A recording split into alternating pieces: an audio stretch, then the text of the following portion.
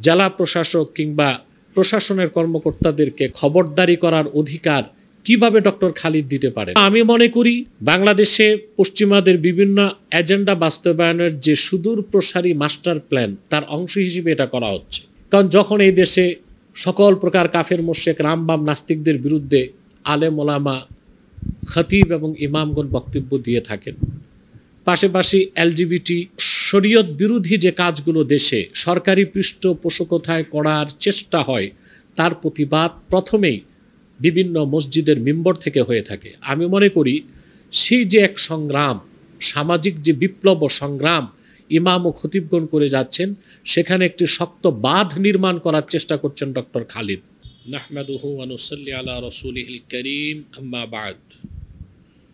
ফাআউযু বিল্লাহি মিনাশ শাইতানির রাজীম। বিসমিল্লাহির রহমানির রহিম। ইয়া আইয়ুহাল্লাযীনা আমানুত্তাকুল্লাহা ওয়া কুলু কাওলান সাদীদা ইলা আখিরিল আয়া। প্রিয় দেশবাসী, ধর্ম মন্ত্রণালয়ের দায়িত্বশীল ধর্ম উপদেষ্টা ডক্টর আফম খালিদ হোসেন তার একটি বক্তব্যকে কেন্দ্র করেই মূলত এই লাইভ অনুষ্ঠানটিতে আমার আসা। খুলনা বয়রাতে কোনো একটি অনুষ্ঠানে ডক্টর আফম খালিদ হোসেন বলেছে, এখন থেকে সব মসজিদের সভাপতি হবেন প্রশাসনের কর্মকর্তারা। ইমামদের নিয়োগ বা বরখাস্ত হতে হবে সরকারের নীতিমালা অনুযায়ী। তিনি এই সিদ্ধান্তের কথা জানিয়েছেন। আমরা স্পষ্টভাবে বলছি, তার এই গৃহীত সিদ্ধান্ত, যে নীতির কথা তিনি বলেছেন, এটা খুবই আত্মঘাতী একটি সিদ্ধান্ত বলে বিবেচিত হবে এবং এদেশের লক্ষ লক্ষ আলেম ওলামা, পীর মাশায়েখ, বিশেষ করে ইমাম ও খতিবগণ তার এই সিদ্ধান্তকে কোনো অবস্থায় মেনে নিবে না। প্রশ্ন হচ্ছে, সমস্যা কি? মসজিদের খতিব এবং ইমামের নিয়োগ এবং বরখাস্তের ক্ষমতা যদি ডিসি, টিএনও, ইএনও তাদের হাতে সুপর্দ করা হয়, তাহলে তো ইমামদেরকে জিম্মি করে দেওয়া হলো। ইমাম সাহেবগণ কোরআন সুন্নাহর আলোকে দেশ ও জাতির পক্ষে, শিরক কুফর বিদআতের বিপক্ষে একটি সুন্দর, সমৃদ্ধ, সুখী সমাজ ও রাষ্ট্র গঠন করার জন্যে অবাধে যে বক্তব্য রাখার সুযোগ পেতেন, সেটা খর্ব করা হবে।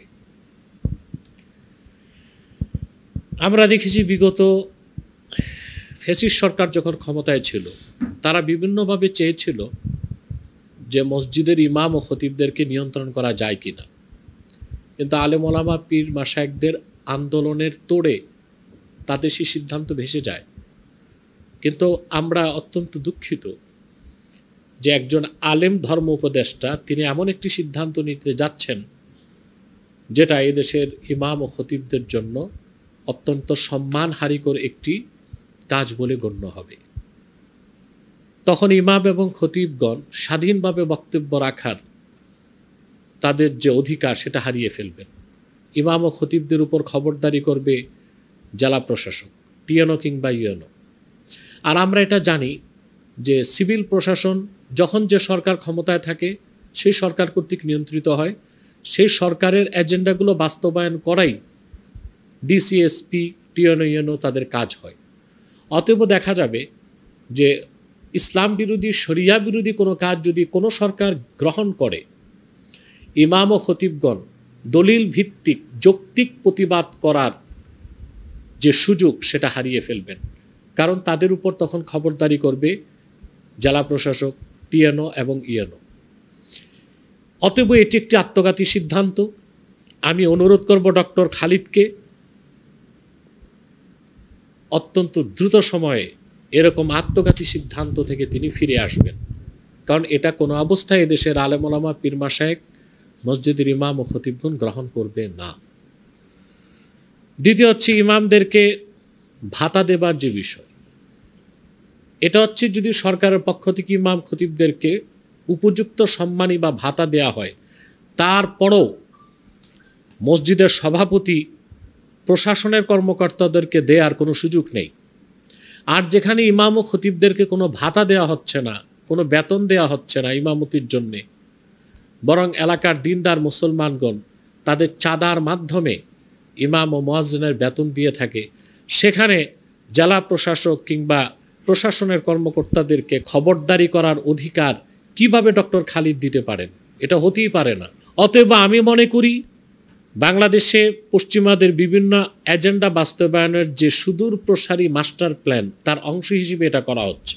কারণ যখন এই দেশে সকল প্রকার কাফের মোশেক রামবাম নাস্তিকদের বিরুদ্ধে আলেম ওলামা খতিব এবং ইমামগণ বক্তব্য দিয়ে থাকেন, পাশাপাশি এলজিবিটি এবং শরীয়ত বিরোধী যে কাজগুলো দেশে সরকারি পৃষ্ঠপোষকতায় করার চেষ্টা হয়, তার প্রতিবাদ প্রথমেই বিভিন্ন মসজিদের মিম্বর থেকে হয়ে থাকে। আমি মনে করি সেই যে এক সংগ্রাম, সামাজিক যে বিপ্লব ও সংগ্রাম ইমাম ও খতিবগণ করে যাচ্ছেন, সেখানে একটি শক্ত বাঁধ নির্মাণ করার চেষ্টা করছেন ডক্টর খালিদ।